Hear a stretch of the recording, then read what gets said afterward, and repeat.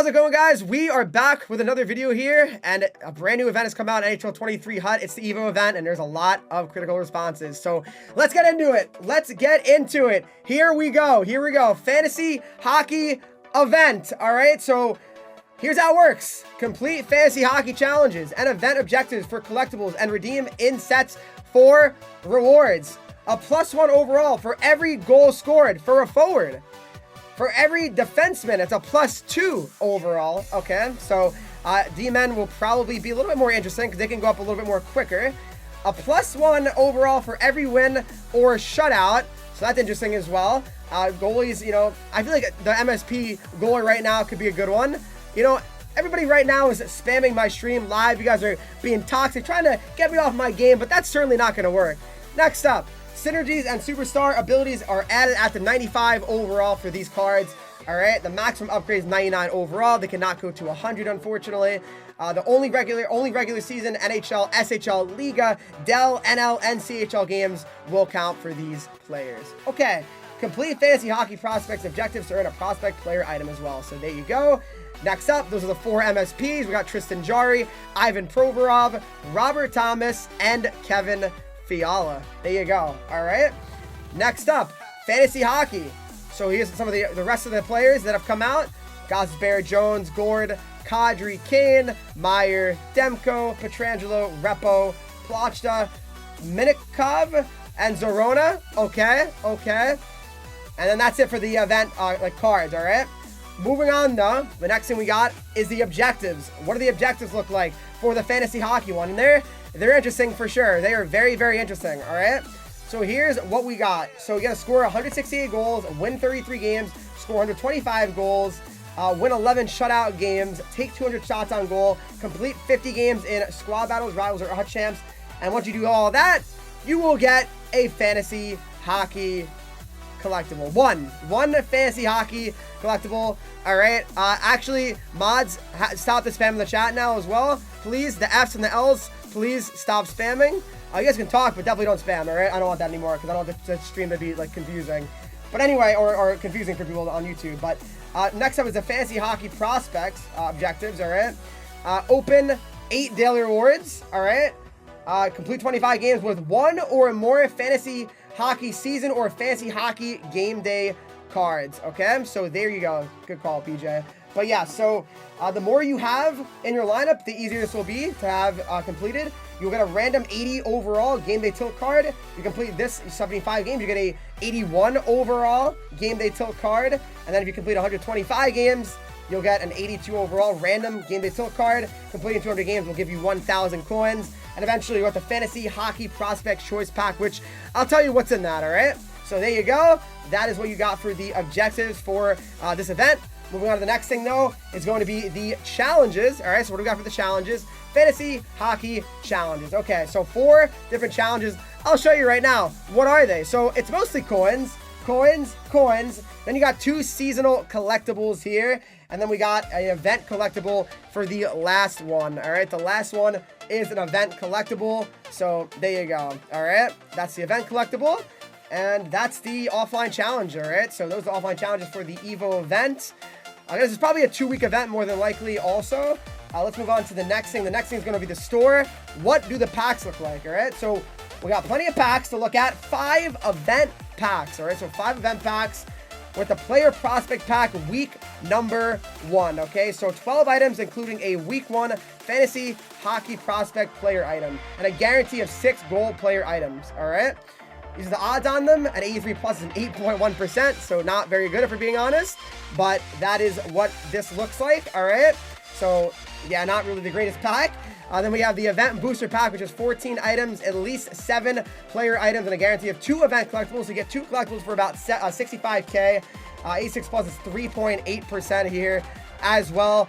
I guess the thing about this pack is you can get a week 1 fantasy hockey prospect player item. But again, it's a lot of coins, a lot of money for it. So the only thing, I don't know, but a breakout players pack is 30 player items with a guarantee of at least 381 plus overall player items. All right, so the odds on this is 15% for an 86 plus. All right, 86 plus right now. That's the odds on this pack. So there you go. All right, so I mean, not too bad. So then we got the Fantasy Hockey Starter Pack Week 1. And this one is going to be 86 plus is 6.6%. You get 16 items, including a power-up collectible also, and a guarantee of 281 plus overall items. All right, so there you go. Those are those packs, and you got the utility pack, which is 20 items, at least 8 player items, and a guarantee of an 80 plus overall player item. The odds are these: 3.3% and 86 plus. All right, so those are all the packs. Let's get into the sets now. This is where my chat is going to definitely have a good one. Have a fun time. Let's look at the sets. You might be asking, what do the sets look like? Fantasy Hockey event sets. All right, so here we go. So basically, you can trade in 10 collectibles for a random choice Fantasy Hockey prospect one here. Choice of 1 of 2.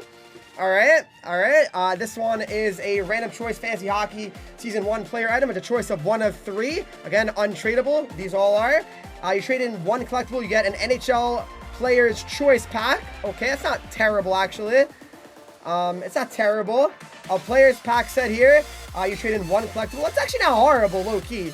1 collectible for 2 Player's Packs, but still, I wouldn't probably do it. But then you need 40 collectibles. 40 collectibles to make one of the Master Set players. Now, that is costly. We can't deny it. We really can't. That is a very costly, amount. But you know what? These are very, supposed to be very high-end cards, right? I mean, they usually go for a lot, which is understandable. These can be 99 overall. So there you go. It's certainly a lot. But you might be wondering, how do you get the collectibles? Here you go. This is how you get the collectibles. So you can trade in 35 just any goal players, and that will be 1 collectible. 1 collectible for 35 just goal cards. Next up, don't worry, we got the 25 80 pluses. 25 80 pluses for 1 collectible. All right. 25. Next up, we have 20. I believe it's 81 pluses. 20 81 plus goal players for a Fantasy Hockey collectible. There you go. And then next up, none other than 16 82 pluses will get you 1 Evo event collectible. All right.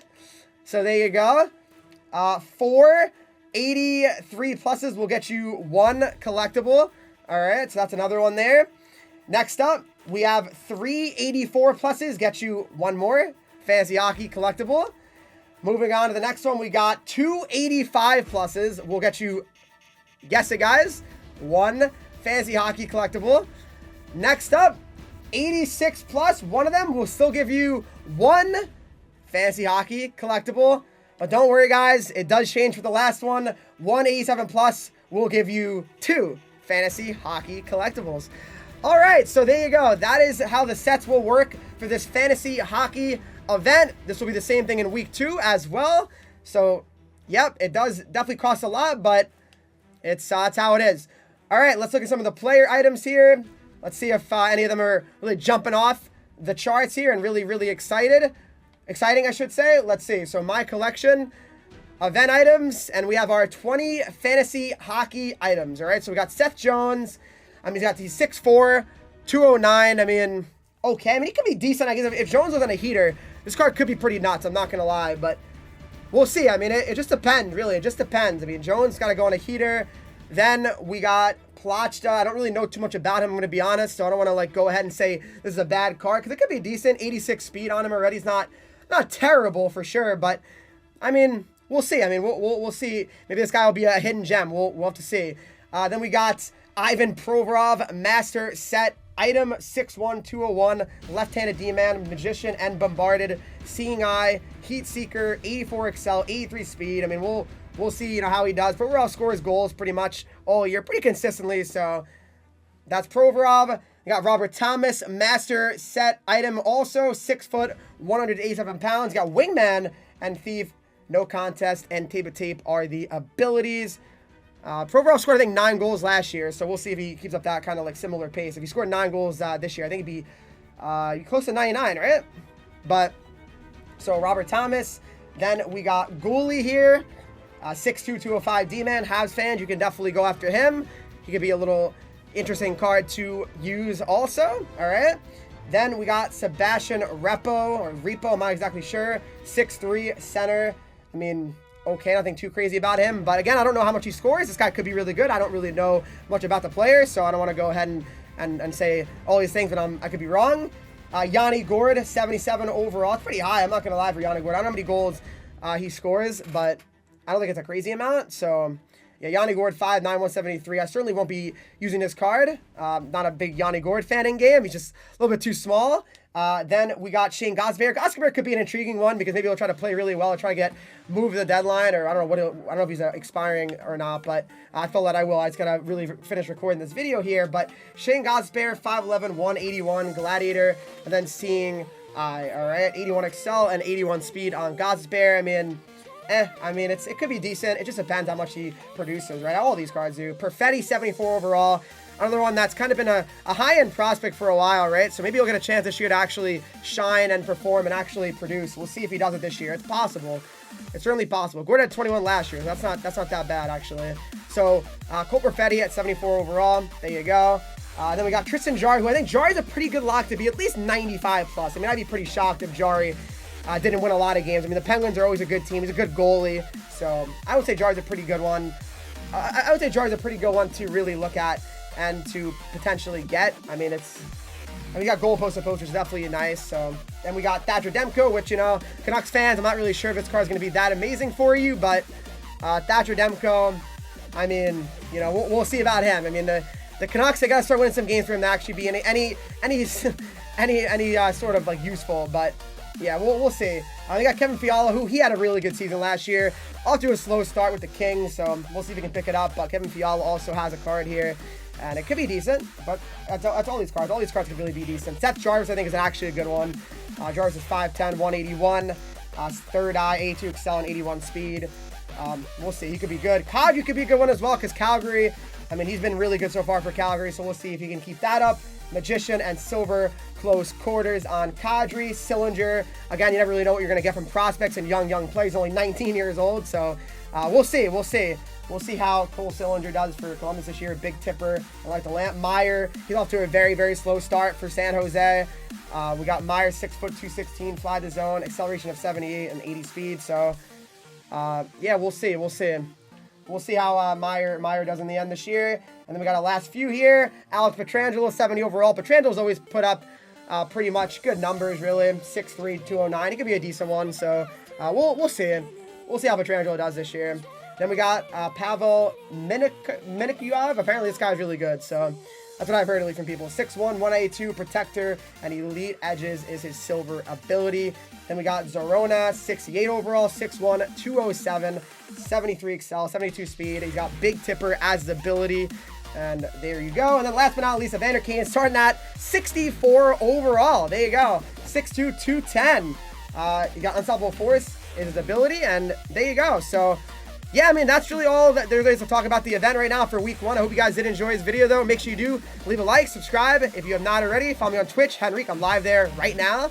Instagram, Twitter, TikTok, Henreek with 3 E's. And join Discord, talk to me. Followers, subscribers, and viewers everywhere. And I'll see you all in the next video.